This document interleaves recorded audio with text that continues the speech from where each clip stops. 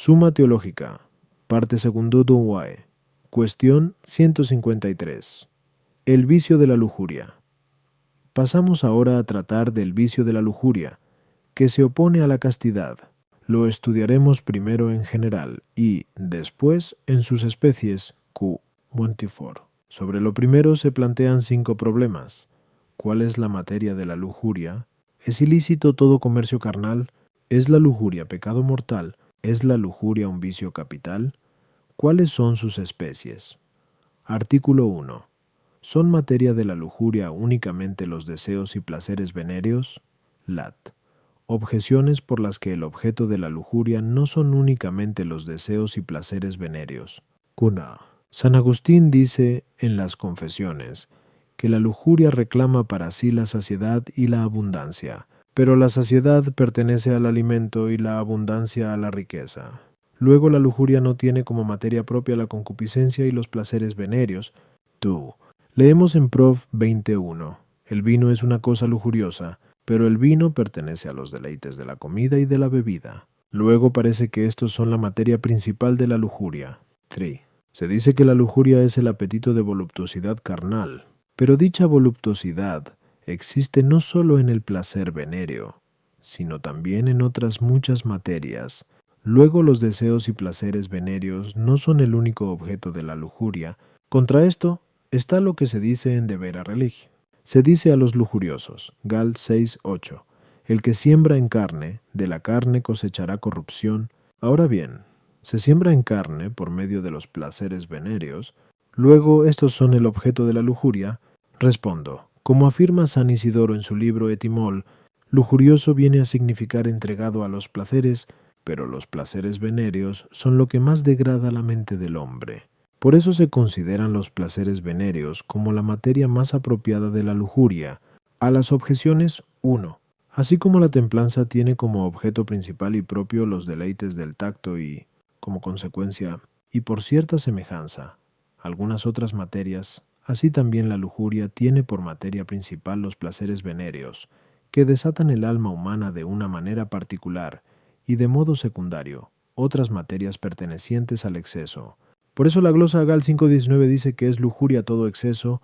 Tú. Se considera que el vino es lujurioso, bien de igual modo que se relaciona con la lujuria, la abundancia de cualquier materia, o en cuanto que el uso superfluo del vino supone un incentivo para el placer venéreo. 3. Aunque se diga que hay placer libidinoso en otras materias, este nombre se reserva, de modo especial, para los placeres venéreos, en los cuales esta palabra tiene un sentido especial, como dice San Agustín en 14 Decimás Dei. Artículo 2. ¿Puede darse algún acto venéreo sin pecado? Lat. Objeciones por las que parece que no puede darse ningún acto venéreo sin pecado. Ua. Solo el pecado puede impedir la virtud. Ahora bien, todo acto venéreo impide en gran manera la virtud, ya que dice San Agustín en I Soliloq, creo que nada ablanda el ánimo varonil tanto como las caricias femeninas y las intimidades matrimoniales. Luego parece que ningún acto venéreo puede darse sin pecado. Due. Siempre que se encuentra algo superfluo que nos aparta del bien de la razón, es vicioso, ya que la virtud se corrompe por exceso o por defecto, como se dice en Senua Ethic, pero en todo acto venéreo hay un exceso de deleite, que absorbe la razón en tanto en cuanto es imposible reflexionar sobre nada en ese momento, como dice el filósofo en Seven Ethic, y como afirma San Jerónimo, en dicho acto el espíritu de profecía no afectaba al corazón de los profetas, por consiguiente ningún acto venéreo puede darse sin pecado. 3. La causa es más importante que el efecto, pero el pecado original en los niños procede de la concupiscencia, sin la cual no puede darse el acto venéreo, como demuestra San Agustín en su libro De Nuptis et Concup. Luego ningún acto venéreo puede realizarse sin pecado. Contra esto está lo que dice San Agustín en De Bono Coniuc.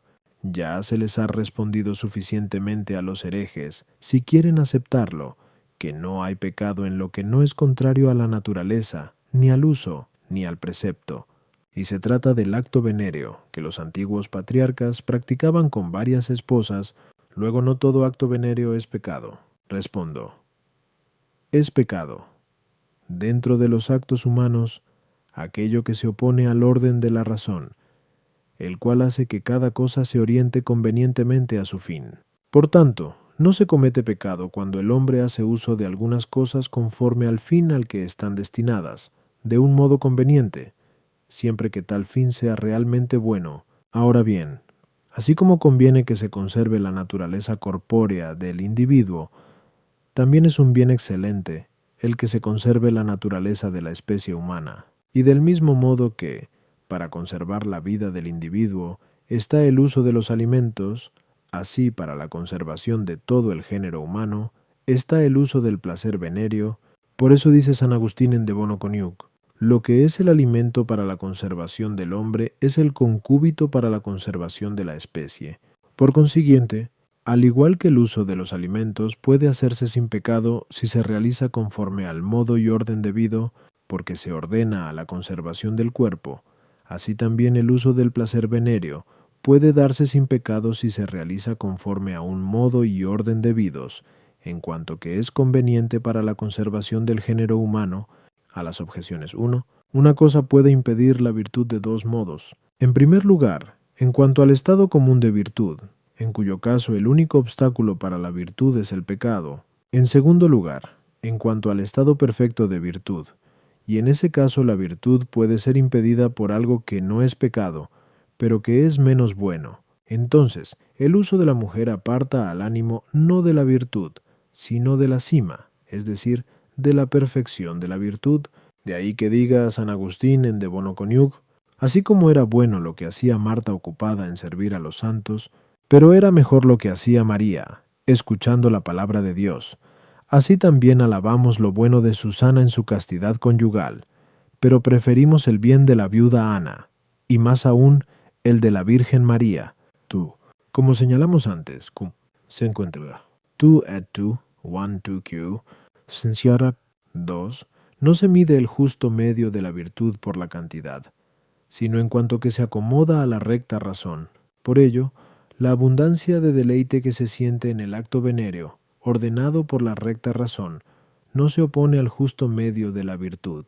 Además, no es propio de la virtud considerar cuánto deleite experimentan los sentidos externos, lo cual se logra por la disposición del cuerpo, sino en qué medida es sensible al placer el apetito interior, y ni siquiera el hecho de que la razón no puede producir un acto propio para considerar las cosas espirituales, a la vez que el placer significa que ese acto sea contrario a la virtud, puesto que no es contrario a ella el que el acto de razón se mezcle a veces con otra cosa que se hace conforme a ésta. De lo contrario, no sería conforme a la razón el entregarse al sueño. Sin embargo, el que la concupiscencia y el placer de lo venéreo no se sujeten al imperio, y moderación de la razón procede de la pena del primer pecado. En cuanto que la razón rebelde a Dios, mereció que la carne se rebelara contra ella, como nos dice San Agustín en 13 de Decibe. Dei 3. Como afirma San Agustín en el mismo lugar, de la concupiscencia de la carne, hija del pecado, pero que no se imputa como pecado a los regenerados, nace el niño sujeto al pecado original, de lo cual no se deduce que aquel acto sea pecado, sino que en el acto primero hay algo de pena, fruto del primer pecado. Artículo 3. ¿Puede ser pecado la lujuria que trata de los actos venéreos? Lat. Objeciones por las que parece que la lujuria que trata de actos venéreos no puede ser pecado. Mediante los actos venéreos se emite semen, que es lo que sobra del alimento, como afirma el filósofo en su libro De Generat Animal. Pero cuando hay emisión de otras sustancias superfluas, no se considera que haya pecado. Luego tampoco puede haber pecado en los actos venéreos. Todos pueden hacer uso de lo que les pertenece, mientras lo hagan lícitamente. Pero en el acto venéreo, el hombre no hace uso sino de lo que es suyo. Si exceptuamos el adulterio y el rapto, por consiguiente, en el uso del placer venéreo no puede haber pecado, y tampoco la lujuria puede ser pecado. 3. A todo pecado se opone un vicio, pero no parece que haya vicio alguno opuesto a la lujuria.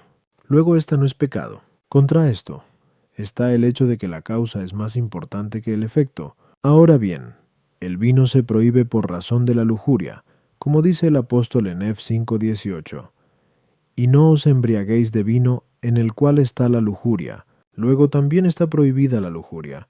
Además, en Gal 5:19 se cita la lujuria entre las obras de la carne. Respondo, cuanto más necesaria es una cosa, tanto más necesario es guardar en ella el orden de la razón, y por consiguiente, más pecado habrá en la transgresión de dicho orden en ella. Ahora bien, el acto venéreo, como dijimos antes, Anin 2, es muy necesario para el bien común, que consiste en la conservación del género humano. Por eso, debe guardarse de manera especial, en esta materia, el orden de la razón, y consiguientemente, si se hace algo en contra de lo que la razón ordena, será vicioso, pero es propio de la lujuria, el incumplir el orden y moderación que la razón exige en los actos venéreos. Por tanto, la lujuria es ciertamente pecado. A las objeciones, 1. Como afirma el filósofo en la misma obra, el semen es algo superfluo, pero necesario. Es superfluo por ser un residuo de la operación nutritiva, pero es necesario para la facultad generativa. Ahora bien, existen en el cuerpo otros productos superfluos y no necesarios, y por ello no importa cómo se emitan mientras se observen las reglas de la decencia de la vida en común, pero no podemos decir lo mismo de la emisión de semen, la cual debe adecuarse al fin que lo hace necesario. Tú, como dice el apóstol en 1 Cortes 6:20, hablando de la lujuria, fuisteis comprados a gran precio.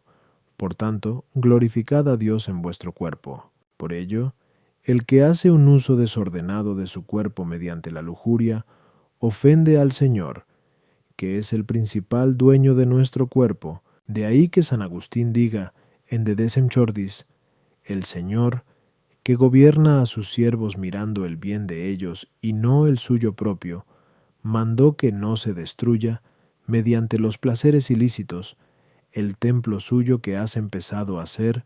3. El vicio opuesto a la lujuria no es frecuente, porque los hombres son más bien propensos a la lujuria misma. Sin embargo, existe ese vicio y es la insensibilidad, que se da cuando se odia tanto el unirse a una mujer que se niega el débito a la mujer propia. Artículo 4. ¿Es la lujuria un vicio capital? Lat. Objeciones por las que parece que la lujuria no es un vicio capital. Juanan. Parece que la lujuria es equivalente a la inmundicia, según la glosa a F 5,3. Ahora bien, la inmundicia es hija de la gula, tal como dice San Gregorio en 21 de Moral. Luego la lujuria no es un vicio capital. Dice San Isidoro, en su obra de Summa Bono, que, así como mediante la soberbia de la mente se llega a la prostitución del placer, así mediante la humildad de la mente se salva la castidad de la carne. Ahora bien, parece contrario a la esencia de vicio capital el que tenga su origen en otro vicio. Luego la lujuria no es un vicio capital. 3. La lujuria es efecto de la desesperación, según se nos dice en F 4:19. Desesperados, se entregaron a la lascivia, pero la desesperación no es un vicio capital, sino que se considera hija de la ansiedad, como ya dijimos que 35a quoted du.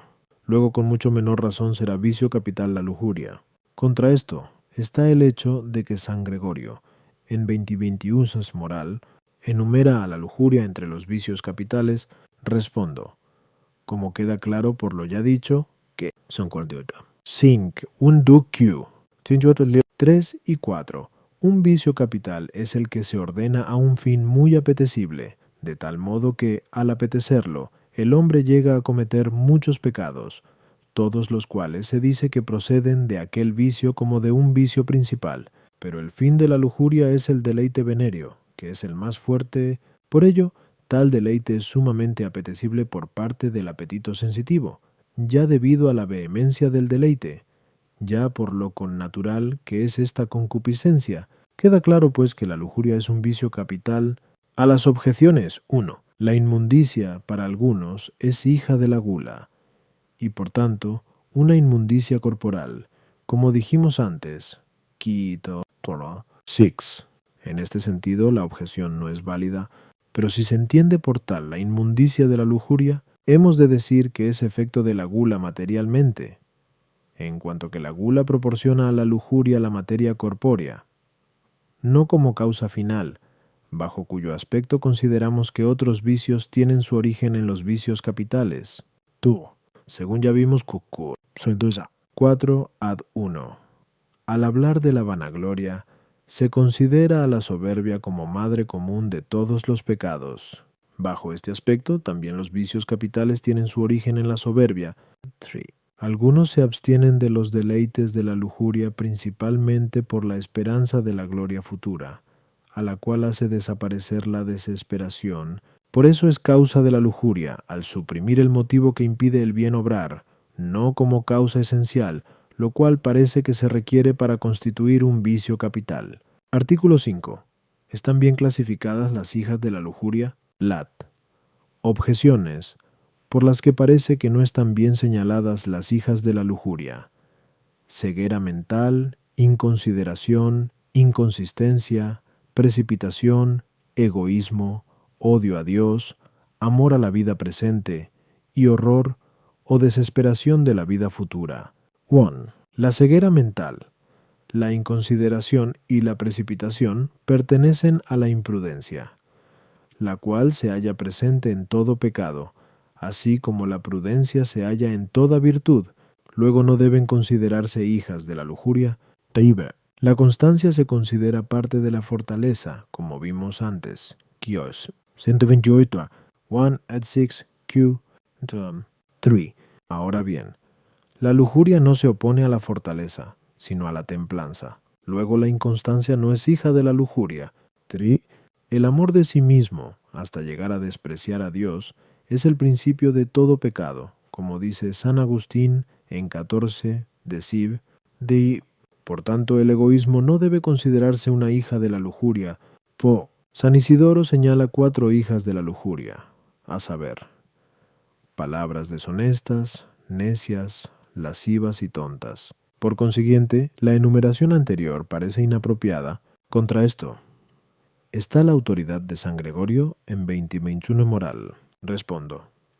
Cuando las potencias inferiores se muestran especialmente sensibles al placer, es natural que las potencias superiores se vean impedidas y desordenadas en sus actos. Ahora bien, el vicio de la lujuria hace que el apetito inferior, el concupiscible, se ordene de un modo vehemente a su objeto propio, lo deleitable.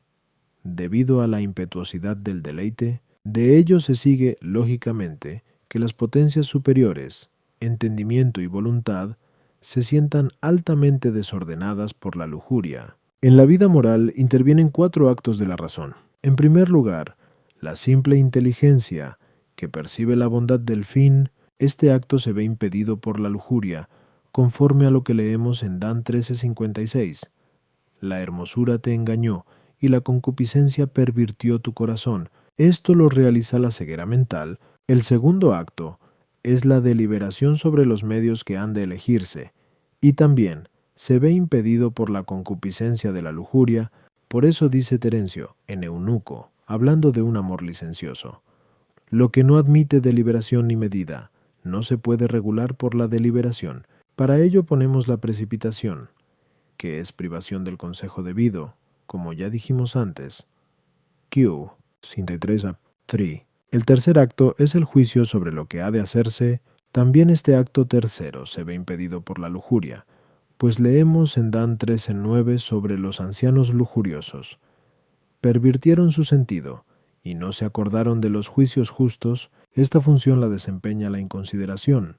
El cuarto es el imperio de la razón. También lo impide la lujuria, al obstaculizar la ejecución del decreto de la mente. Por eso dice Terencio, en su Eunuco, refiriéndose a uno que aseguraba que dejaría a una amiga: una falsa lágrima borrará esas palabras. Por parte de la voluntad encontramos un doble acto desordenado. El primero es el deseo del fin. Bajo este aspecto tenemos el egoísmo, que busca el deleite de un modo desordenado, y, como vicio contrapuesto, el odio a Dios, quien prohíbe el deleite deseado. Existe también el deseo de los medios, que se ve impedido por el amor a la vida presente, en la cual el hombre quiere disfrutar del placer, y como vicio contrapuesto, la desesperación de la vida futura, en cuanto que, al detenernos excesivamente en los placeres carnales, no nos preocupamos de los espirituales, que nos disgustan. A las objeciones 1, como dice el filósofo en Ethic, y la intemperancia corrompe en grado sumo a la prudencia. Por eso los vicios opuestos a la prudencia tienen su origen preferentemente en la lujuria, que es la principal especie de intemperancia. La constancia en cosas arduas y terribles se considera como parte de la fortaleza, pero la constancia en abstenerse de los placeres se considera parte de la templanza, como dijimos antes, 143.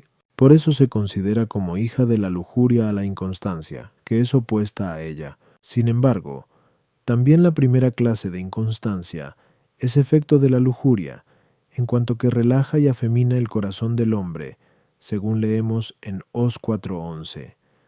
La fornicación, el vino y la embriaguez quitan el corazón. Y Vegesio dicen de re militari: menos teme la muerte quien menos deleite conoció en vida, y no es necesario, como ya dijimos muchas veces, 36a, 4 ad 1, 8 ad 1, que las hijas de un vicio capital se ocupen de la misma materia que él. El egoísmo es principio común de pecados por razón de todos los bienes que desea, pero se considera hija de la lujuria en cuanto al deseo específico del placer carnal. Los vicios enumerados por San Isidoro son actos externos desordenados que se refieren sobre todo a la comunicación externa. En cuanto a esta, puede darse un desorden por 4 conceptos. En primer lugar, por razón de la materia del discurso, en cuyo caso tenemos las conversaciones torpes. En efecto, puesto que de la abundancia del corazón habla la boca, como leemos en Mt 12:34, el lujurioso, cuyo corazón está lleno de torpes deseos, fácilmente pronuncia palabras obscenas. En segundo lugar, por parte de la causa, dado que la lujuria produce inconsideración y precipitación, es lógico que obligue a pronunciar palabras poco pensadas, que llamamos tontas. En tercer lugar, por razón del fin, ya que el lujurioso, al buscar el deleite, ordena hacia él sus palabras, y así pronuncia palabras jocosas. En cuarto lugar, en cuanto al sentido de las palabras, que la lujuria pervierte por la ceguedad mental que produce, de ahí que fácilmente se incline a pronunciar necedades, dado que con sus palabras prefiere los deleites que apetece a cualquiera otra cosa.